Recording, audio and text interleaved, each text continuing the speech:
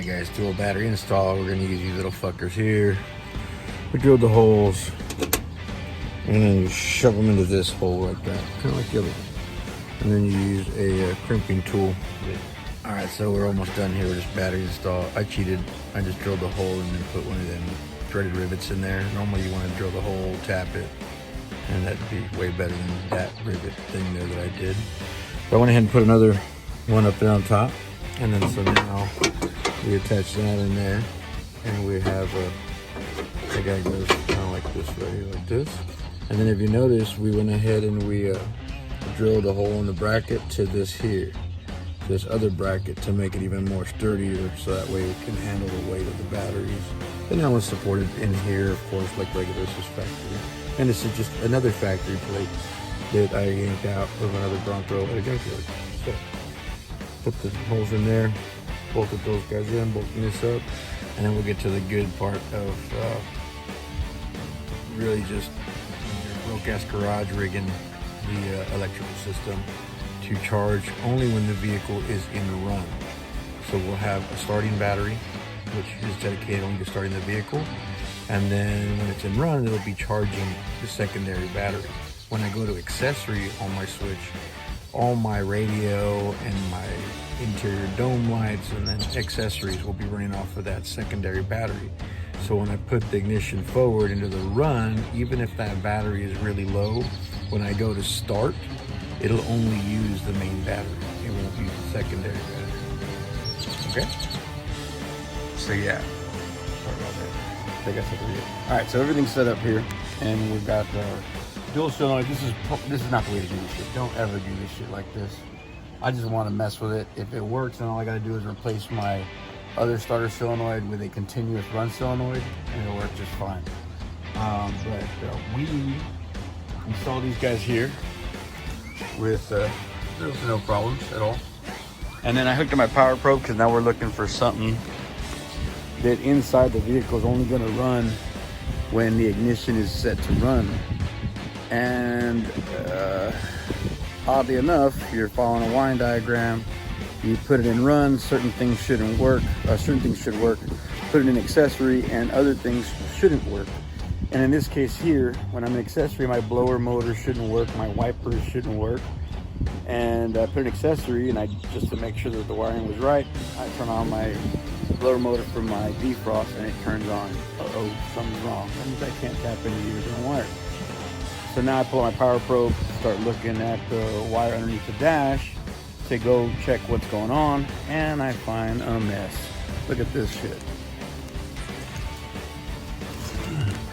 Somebody tapped the accessories and the drive, the run wire together. The black and green is my accessory, and the gray and yellow is my run wire, and they tap them together, and that's why everything works both directions. And we don't want that. Okay, so I'm gonna separate them and then test everything out, and I'm gonna hook up that solenoid to engage when it's in the run cycle. So when we're driving the vehicle, it automatically starts charging the relay, starts charging the secondary battery. And when I'm parked, I'm listening to the radio or an accessory, I'm running off of the backup battery, and I always have it start. Let's see how this goes. All right, we're all set up, and we're tapped in to the run cycle. So when the vehicle's in run, the solenoid in front turns on to couple the secondary battery with the first battery, and everything charges while you're running the vehicle. In accessory mode, it's just accessory mode, and it's only running off of the second battery. There's no coupling with the first battery except for the ground wiring. That's true in every isolator situation you're going to use. You buy the isolator, you don't put both the positive and negative to the unit. Your negative goes to the same place, the same ground. All you're putting on the isolator is a positive, and then the alternator connects in the middle. That's basically what I did. I basically made a switchable isolator, which they do make those, but they're not there. Anyway, so using two starter solenoids. One is for my start function, which the battery positive goes to, and the alternator goes to that. battery positive, and then there's a jumper from that battery positive over to the accessory solenoid that will only be engaged when we're driving or the vehicle's in the run. How the duty cycle is, we're going to find out the hard way. But yeah, so let me show you real quickly. Fix that down here. Whoa. Okay. All right.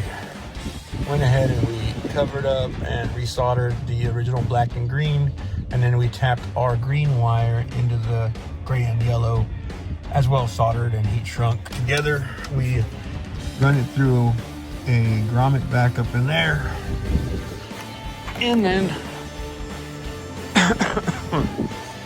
comes up high on the fender wall, goes across the top and over to our charging solenoid, which will engage when the vehicle's in run, making the alternator connect with the battery positive of this unit. Now, all we did was move all those funky wires that are on this alternator wire normally to the accessory battery post back here, which you can see all my fusible links down here.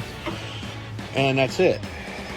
And now we'll run it, and you're not supposed to mix the AMG battery with regular lead acid. I don't give a fuck, I'm broke, bro. Use my free shit. What do you got lying around? I had an extra fucking battery tray from another Bronco build we were doing. I had an extra battery in my garage that somebody threw away because it was no good. I went ahead and tested it, tested good. I don't know why they threw it away. I don't give a shit. I tested it. My test says it's good. It holds a charge overnight. It cycles good. My battery charger says it's charging good. It goes to 13 volts at full charge. Drops down 12.6 when you let it sit. I don't care.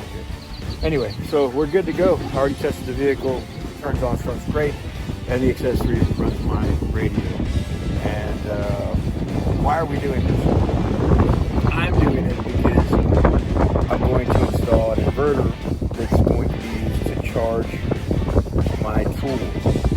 And I need that thing the same way to be running most of the time, and I'd hate to leave it on or forget that I left it on, and it kills my start battery.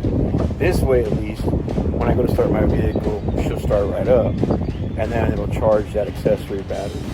That's the goal. That's the hope. I'll know eventually. Check back down in a month or two. If you got any questions, put them in the comments. We'll see if we can answer. I don't really know how to do this. But anyway, peace out. Broke Ass Garage. Have a good day.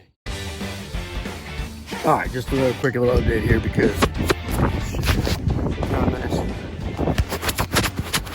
All right, yeah. So we put the battery in, and then we used a ratchet strap to hold it down. Go into those holes on that side, and then the hole on the other side. And then all you do is cut your strap to length, hit it with a torch, and show it be nice and short. Give her a couple of cranks, and she won't go nowhere. Outstanding. Wait a minute, Broke Ass Rogers. Video's not done. I thought it was done. And then I drove the truck for like 10 minutes. And then I had to stop and jump my power wire over. And so here's the update right off the bat, like 10 minutes after the video finished. Outstanding, Broke Ass Garagers. So the relay worked great for a whole 10 minutes, and then it melted.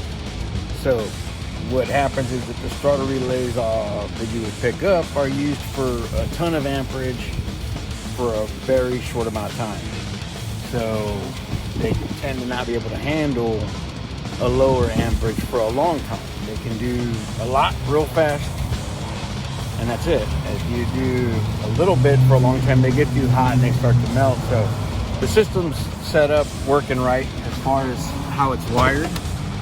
And now what we're gonna do in the parking lot of O'Reilly's, we're gonna install this bad boy right here.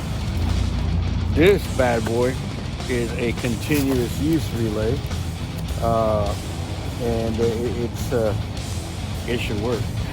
We'll put it in and we'll do another test drive and see if we can get more than 10 minutes out of that puppy. Set me back $44 for about $50 for a switch, which is the same thing you can get on Amazon or where the fuck you want to get it. But setup's good.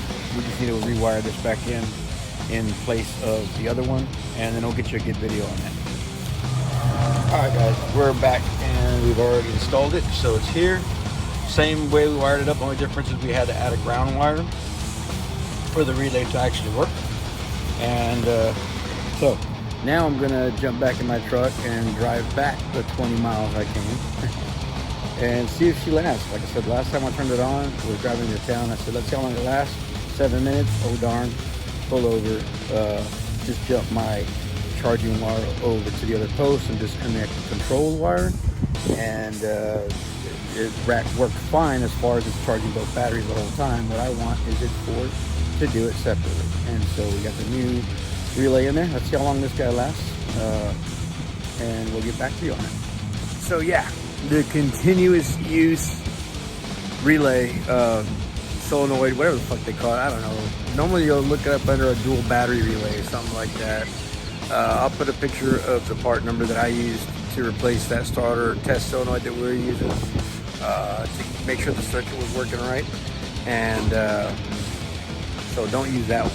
Just get the picture that I'm gonna put right now, and put that in, man. You guys have a good one. Sorry about all the confusion.